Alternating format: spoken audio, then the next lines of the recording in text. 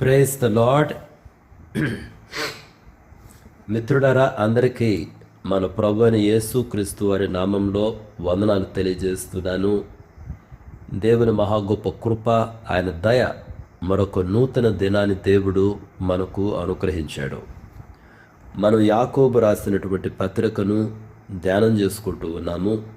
ఈ పత్రికలో 5వ అధ్యాయంలో మనం ఉన్నాము. ఈరోజు మనము ఈ 5వ అధ్యాయంలో 9వ వచనం నుండి 11వ వచనం వరకు ధ్యానం చేసుకున్నాం. యాకోబు రాసినటువంటి పత్రిక 5వ అధ్యాయము 9వ వచనం నుండి 11వ వచనం వరకు. సహోదరులారా, మీరు తీర్పు పొందకుండా నిమిత్తము ఒకని మీదనొకడు సణగకుడి. ఇదిగో న్యాయాధిపతి వాకిట నిలిచియున్నాడు. నా సహోదరుడారా, ప్రభువు నామమున బోధించిన ప్రవక్తలను శ్రమానుభవమునకును ఓపికకును మాదిరిగా పెట్టుకొనుడి. సహించిన వారిని ధన్యులనుకొనుచున్నాము గదా. మీరు యోబు యొక్క సహనమును గూర్చి వింటిరి. ఆయన ఎంతో జాలియు కనికరమును గలవాడని మీరు తెలుసుకొని ఉన్నారు. మిత్రులారా, ఈ చారిత్రక నేపథ్యాన్ని మనము గత కొద్ది దినాలుగా మనము చూస్తూ వచ్చాము. ఆనాటి సంఘంలో ధనికులకు పేదలకు మధ్య ఈ తారతమ్యాలు చాలా ఎక్కువగా ఉన్నాయి. ఈ పేదలు ధనికుల వలన అనేక రకాలుగా దోపిడీకి గురవుతున్నటువంటి పరిస్థితులు. వీరు అటువంటి శ్రమల్లో వెళ్ళినప్పుడు సాధారణంగా ఓర్పును సహనాన్ని కోల్పోయే పరిస్థితి ఉంటుంది ఎవరికైనా సరే.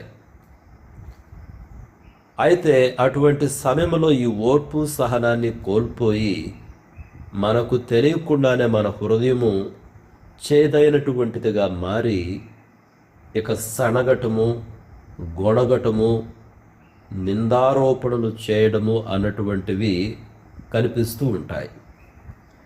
అయితే యాకోబు గారు ఆ విధంగా శ్రమల్లో పోతూ అనేక రకాలుగా దోపిడీకి గురి కాబడి అనేక రకాలుగా నష్టపోయినటువంటి క్రైస్తవులకు ఈ హెచ్చరికను ఇస్తున్నాడు. ఏంటి హెచ్చరిక? మీరు 9వ వచనాన్ని చూడండి. 9వ వచనంలో, మీరు తీర్పు పొందకుండా నిమిత్తము ఒకరి మీద ఒకడు సణగకుడి. ఇదిగో న్యాయాధిపతి వాకిట నిలిచి ఉన్నాడు. ఈ 9వ వచనంలో సణగకుడి, ఆ తరువాత న్యాయాధిపతి వాకిట నిలిచి ఉన్నాడు. ఈ రెండు పదాలు కూడా మనం గమనించాలి మిత్రులారా. ఇక్కడ సణగకుడి అన్నటువంటి ఈ గ్రీకు పదాన్ని, ఇక్కడ దీని గ్రీకు పదం ఏంటంటే స్టెనాజో. స్టెనాజో అంటే మూలగడము లేదా అసంతృప్తితో ఫిర్యాదు చేయడము. ఒకరి పట్ల ఒకరు అంతర్గతంగా ద్వేషాన్ని పెంచుకోవడం అన్నమాట. అంటే ఈ అసంతృప్తి వలన హృదయం చేదైనటువంటిదిగా మారిపోతుంది. హృదయం చేదైనటువంటిదిగా మారింది అంటే మనకు తెలియకుండానే ఒక రకమైనటువంటి అసహ్యము, ద్వేషము, అసంతృప్తి ఎదుటివారి పైన మనకు కలుగుతుంటాయి. అంటే మనకు ఎవరైతే అన్యాయం చేశారో వాళ్ళపైన కలుగుతాయి. అయితే అంత మాత్రమేనా? కేవలం మనకు నష్టము, అన్యాయము చేసినటువంటి వారిపైనే కాదు. హృదయం చేదైపోయింది అంటే పక్కనున్నటువంటి సహోదరులు, సహోదరుల పైన కూడా తెలియనటువంటి అసంతృప్తిని వ్యక్తం చేయడం ప్రారంభిస్తాం. తద్వారా మన యొక్క వ్యక్తిగత ఆధ్యాత్మిక జీవితం పాడవుతుంది, సహవాసం దెబ్బతింటుంది. కాబట్టి సణుగుడు అన్నటువంటిది చాలా ప్రమాదకరమైనటువంటిది మిత్రులారా. ఇప్పుడే మనము ఈ ద్వితీయోపదేశ కాండం మనం చదివాం కదా. ఈ ద్వితీయోపదేశ కాండం ఆ 9వ అధ్యాయాన్ని మనం ఇప్పుడే చదువుకున్నాం. ఆ అధ్యాయంలో మోషే కూడా అనేక సార్లు చెప్తున్నాడు. యాక్చువల్గా ఆ ప్రయాణం, ఇజ్రాయేలు యొక్క ప్రయాణాన్ని మనం గమనిస్తే వాళ్ళు అనేక సందర్భాల్లో మోషే పైన సడిగారు, దేవుని పైన సడిగారు. ఎందుకు? వాళ్ళకు కలిగినటువంటి శ్రమను బట్టి. ఒకసారి అది కూడా మనం చూద్దామా? ఇప్పుడే చదువుకున్నటువంటి వాక్యము ద్వితీయోపదేశ కాండము 9వ అధ్యాయానికి రండి. ఈ 9వ అధ్యాయంలో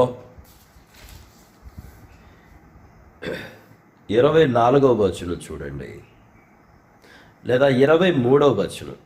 23వ వచనం, యెహోవా మీరు వెళ్ళి నేను మీకిచ్చిన దేశమును స్వాధీనపరచుకునుడని చెప్పి కాదేషు బర్నేయాలో నుండి మిమ్ము పంపినప్పుడు మీరు మీ దేవుడైన యెహోవాను నమ్ముకొనక ఆయన నోటి మాటకు తిరుగబడితిరి.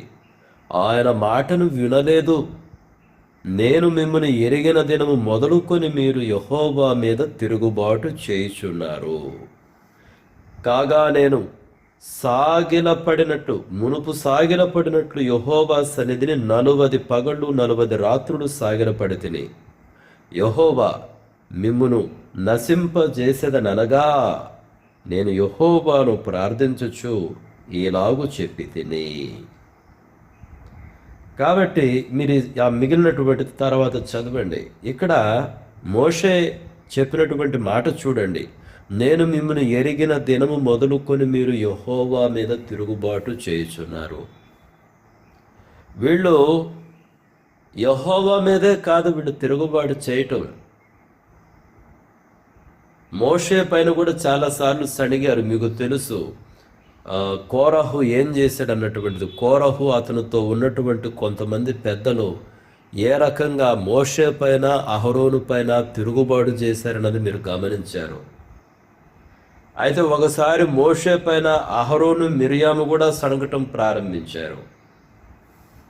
ఇది సహవాసాన్ని దెబ్బతీస్తుంది. బైబిల్ గ్రంథంలో సణుగుడు, గొణుగుడు, ఒకరి మీద ఒకరు నిందారోపణ చేయడము చాలా ప్రమాదకరమైనటువంటిదిగా దేవుడు ఎంచాడు.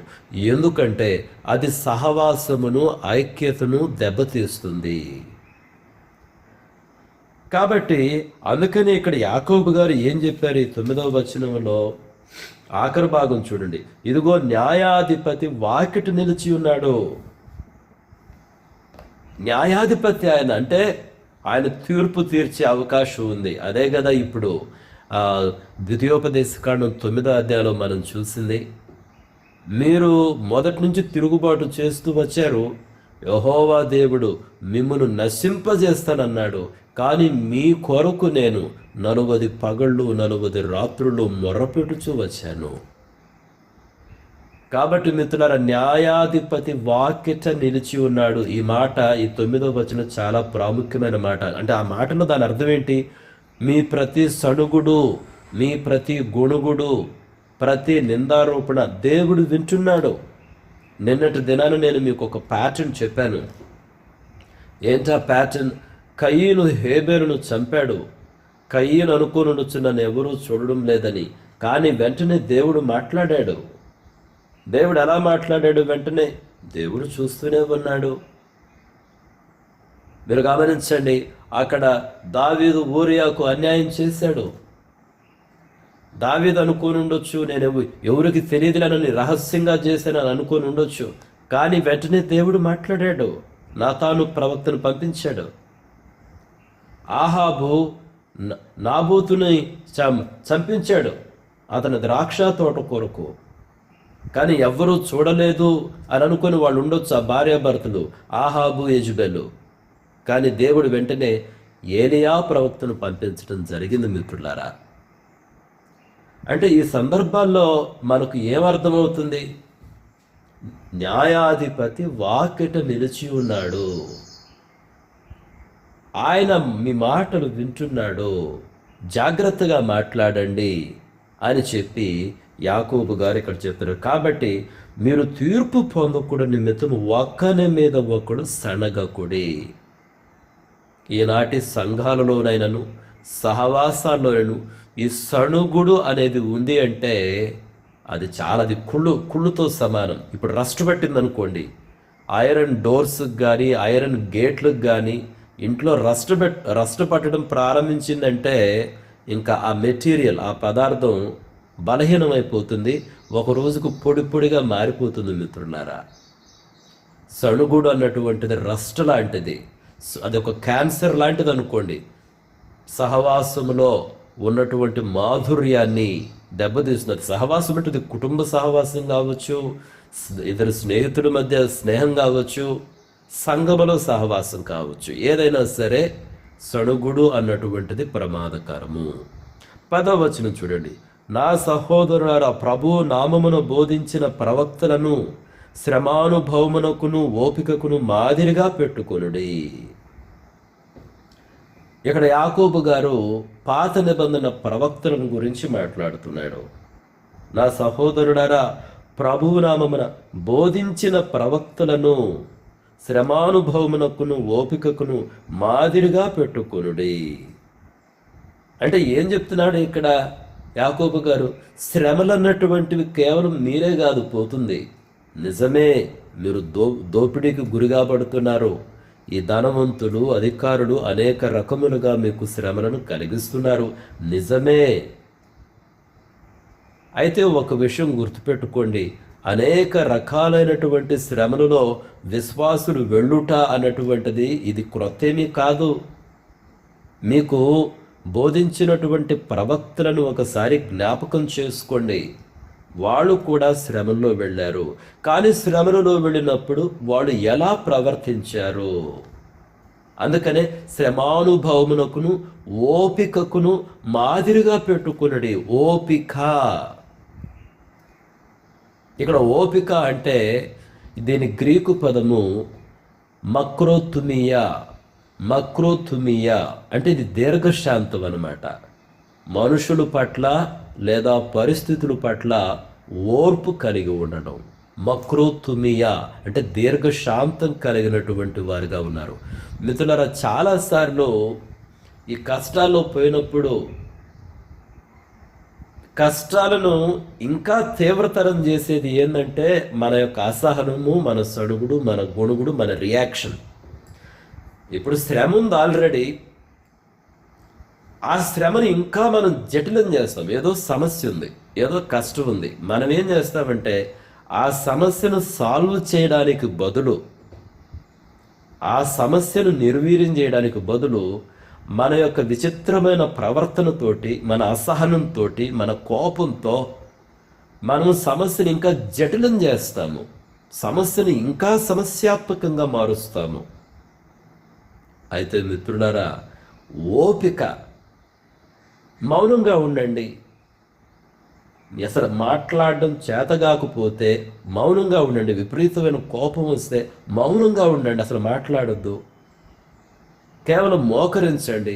ఏం చేయాలో మీకు చేతగా లేదు, అప్పుడు ఏది పడితే అది మాట్లాడడం కన్నా, సమస్యను ఇంకా సమస్యాత్మకంగా మార్చడం కన్నా, ఇంకా జటిలం చేయడం కన్నా, గాయాన్ని ఇంకా రేపడం కన్నా మౌనంగా ఉండండి.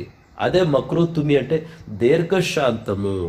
మనుషుల పట్ల కానివ్వండి, పరిస్థితుల పట్ల కానివ్వండి, మౌనంగా ఉండండి, దీర్ఘశాంతం కలిగి ఉండండి. కాబట్టి ఆ ప్రవక్తల్ని మనం రోజు వాళ్ళ లేఖనాలు ధ్యానం చేస్తున్నాం కదా, మనం వాళ్ళ నుంచి ఏమి నేర్చుకుంటున్నాము? ఆ విషయాన్ని ఆయన చెప్తున్నారనమాట. 11వ వచనం చూడండి. సహించిన వారిని ధనులను కొనుచున్నాం కదా, మీరు యోబు యొక్క సహనమును గూర్చి వింటిరి, ఆయన ఎంతో జాలియు కనికరమును గలవాడని మీరు తెలుసుకొని ఉన్నారు. మీరు గమనించండి, సహించిన వారిని ధనులను కొనుచున్నాం కదా.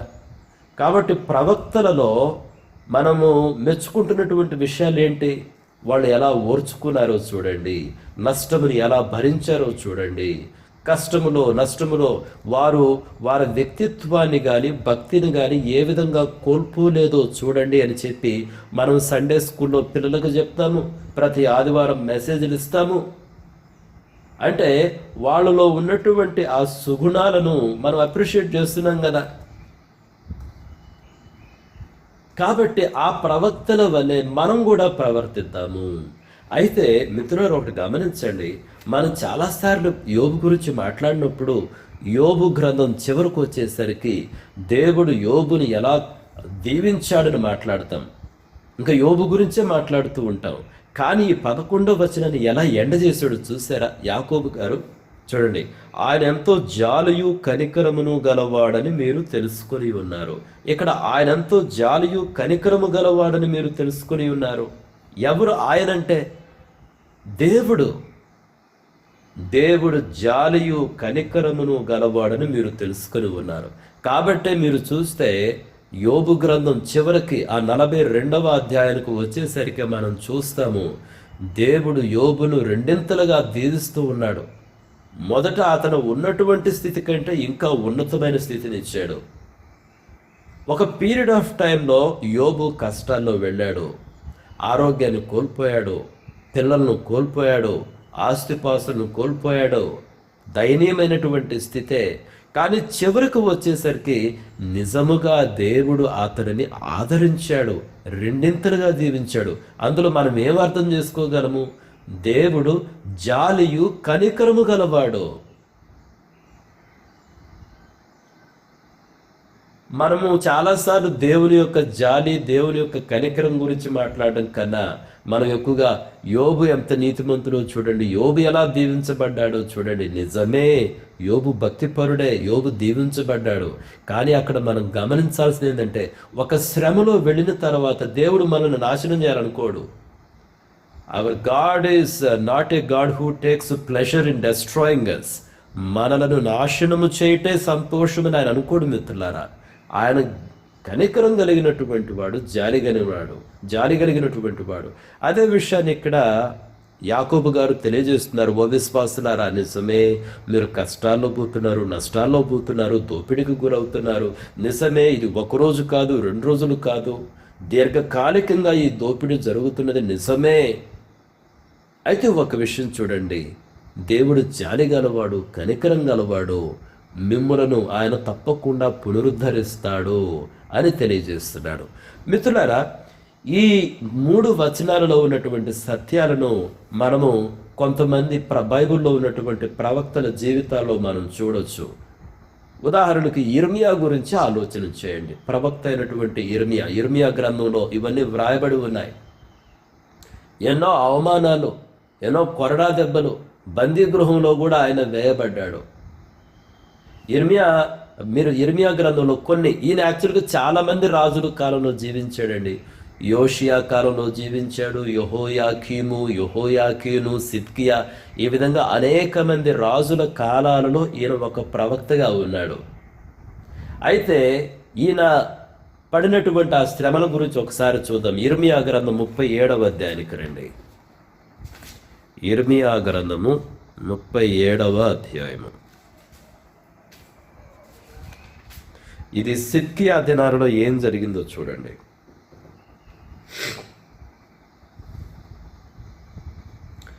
15వ వచనం. ఇర్మియా గ్రంథము 37వ అధ్యాయము 15వ వచనం. అధిపతులు ఇర్మియా మీద కోపపడి అతని కొట్టి తాము బందీగృహముగా చేసియున్న లేఖికుడైన యోనాతాను ఇంటిలో అతని వేయించిరి. చూడండి, బందీగృహంలో వేయించాడు.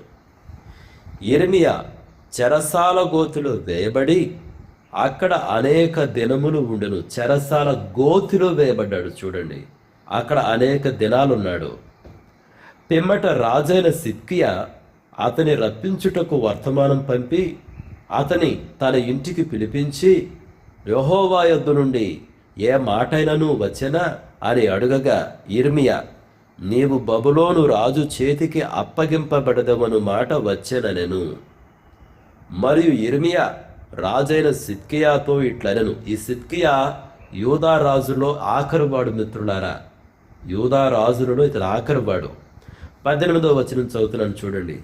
మరియు ఇర్మియా రాజైన సిద్కియాతో ఇట్లనెను, నేను నీకైనను నీ సేవకులకైనను ఈ ప్రజలకైనను ఏ పాపము చేసినందున నన్ను చెరసాలలో వేసితివి? బబులోను రాజు మీ మీదికైనను ఈ దేశం మీదికైనను రాడని మీకు ప్రకటించిన మీ ప్రవక్తలు ఎక్కడున్నారు? రాజా, నా ఏలినవాడా, చిత్తగించి వినుము, చిత్తగించి నా మనవి నీ సన్నిధికి రానిమ్ము. నేను అక్కడ చనిపోకుండునట్లు లేఖికుడైన యోనాతాను ఇంటికి నన్ను మరలా పంపకము. కాబట్టి రాజైన సిద్కియా సెలవీయగా బంటులు బందీ గృహశాలలో ఇర్మియాను వేసి పట్టణములో రొట్టెలున్నంత వరకు రొట్టెలు కాల్చువారి వీధిలో నుండి అనుదినము ఒక రొట్టె అతనికి ఇచ్చుచూ వచ్చిరి. ఇట్లు జరుగుగా ఇర్మియా బందీ గృహశాలలో జీవించెను.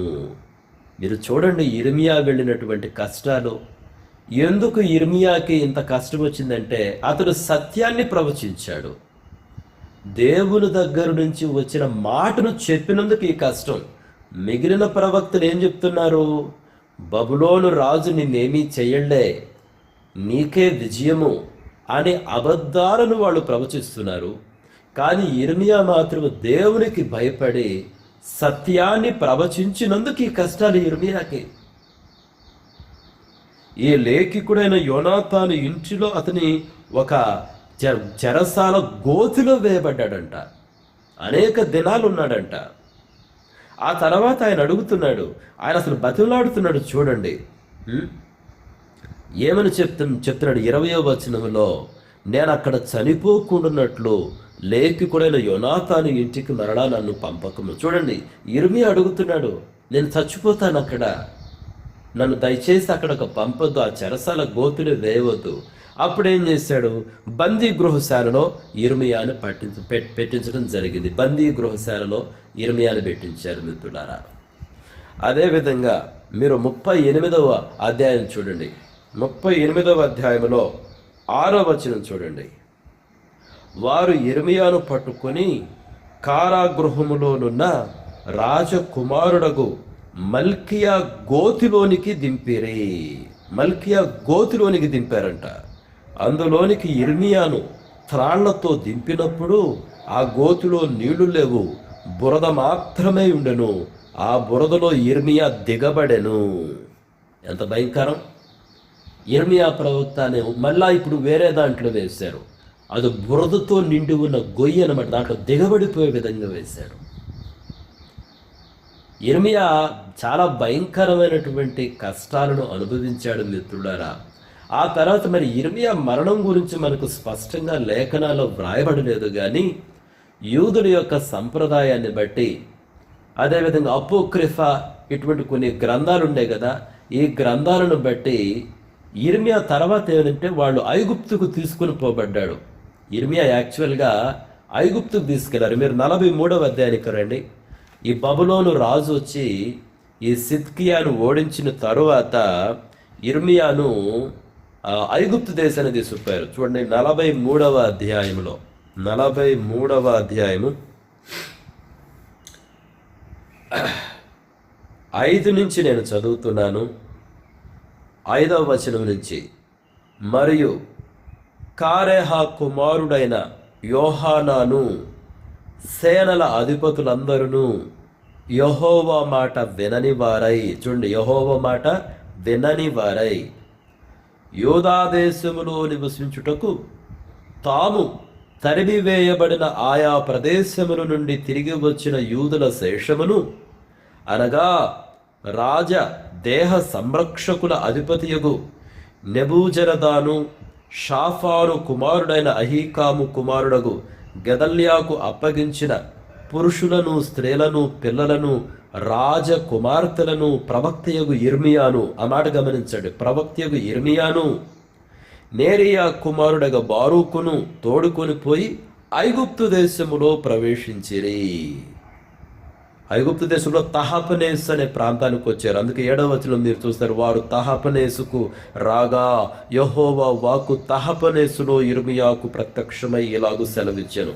ఇంకా తర్వాత చదవండి. కాబట్టి బలవంతముగా ఇర్మియాను ఐగుప్తు దేశానికి తీసుకొని పోవడం జరిగింది. అయితే చరిత్ర ఏం చెప్తుందంటే యూదుల సంప్రదాయం ప్రకారం ఆ యొక్క ఐగుప్తులో ఇర్మియాను ప్రవక్త ఇర్మియాను రాళ్లతో కొట్టి చంపారు అని యూదుల సంప్రదాయాన్ని బట్టి మనం తెలుసుకోవచ్చు. అందుకనే మీరు హెబ్రీయులకు రాసినటువంటి పత్రిక రండి. హెబ్రీయులకు రాసిన పత్రిక 11వ అధ్యాయానికి ఒకసారి రండి. 11వ అధ్యాయంలో 37వ వచనం చూడండి. రాళ్లతో కొట్టబడిరి, రంపములతో కోయబడిరి, శోధింపబడిరి, ఖడ్గముతో చంపబడిరి. ఈ వచనంలో విశ్వాస వీరుల గురించి మాట్లాడుతున్నారు. రాళ్లతో కొట్టబడిరి అన్నటువంటి ఆ పదాన్ని గమనించండి. ఆ 37వ వచనంలో చాలా మంది బైబిల్ పండితులు ఏమంటారంటే, ఈ పాత నిబంధన ప్రవక్తల్లో ఇర్మియా రాళ్లతో కొట్టబడి ఐగుప్తులో చంపబడ్డాడు, హతసాక్షిగా మార్చబడ్డాడు అని చెప్తూ ఉంటారు మిత్రులారా. కాబట్టి యాకోబు గారు గుర్తు చేస్తున్నారు, నిజమే మీరు చాలా రకాలుగా దోచుకొనబడుతున్నారు. అయితే ఒకసారి మిత్రులారా, మీరు ప్రవక్తలను చూడండి. వాళ్ళు ఓర్పుతో, సహనంతో, దీర్ఘశాంతంతో ఈ కష్టాలను ఎదుర్కొన్నారు. న్యాయాధిపతి దగ్గరున్నాడు. సడగొద్దు, ఎలా పడితే అలా మాట్లాడొద్దు మిత్రులారా. మన మాటలు ఎలా పడితే అలా ఉండకూడదు. అందుకని బైబిల్ గ్రంథంలో జీవ మరణములు నాలుక వశాన ఉన్నాయి. ప్రత్యేకంగా దేవునికి నేను ప్రత్యేకింపబడ్డాను, దేవుని సేవ చేస్తున్నాను అన్నటువంటి వాళ్ళు వారు వారి నోటి మాటలను కాచుకోవాలి. మీరు యెషయా ప్రవక్తను ఆలోచించండి. దేవుని దర్శనం ఆయనకు వచ్చినప్పుడు, అయ్యో అపవిత్రమైనటువంటి పెదవులు గలవాడను, అపవిత్రమైన పెదవులు కలిగినటువంటి ప్రజల మధ్య నేను జీవిస్తున్నాను అని ఎంతో విలపిస్తాడు ప్రవక్త అయినటువంటి యెషయా. అంటే ఏంటి ఆయన చెప్తుంది? అపవిత్రమైన పెదవులంటే ఏంటి, అపవిత్రమైన పెదవులు కలిగిన ప్రజలంటే ఏంటి? ఎలా పడితే అలా మాట్లాడే ప్రజలు. ఇది సహజం మిత్రులారా. మనం మనుషులు, పాప స్వభావానికి లోనటువంటి వారు. అయితే నేను మనిషిని కదా అని చెప్పి ఇంకా అదే పందాలో మనం కొనసాగకూడదు. దేవుడు ఇప్పుడు మనల్ని రక్షించాడు, విడిపించాడు. కాబట్టి మన నోటి మాటలు మనం సరిచూసుకోవాలి. ప్రభు అయిన యేసు రక్తంలో కడగబడ్డాం కాబట్టి మనం సరిచేయబడాలి మిత్రులారా. అందుకనే దేవుని సన్నిధిలో నుండి ఒక దూత ఒక కొరివి తీసుకొని వచ్చి ప్రవక్త అయినటువంటి యెషయాకు ముట్టించడం జరిగింది. మీరు పెంతెకోస్తు దినాన్ని ఆలోచన చేయండి. సంఘం పైకి దేవుడు తన పరిశుద్ధాత్మను పంపించినప్పుడు అగ్ని జ్వాలల వంటి నాలుకలు విభాగింపబడి వారి పైన వ్రాలడం జరిగింది.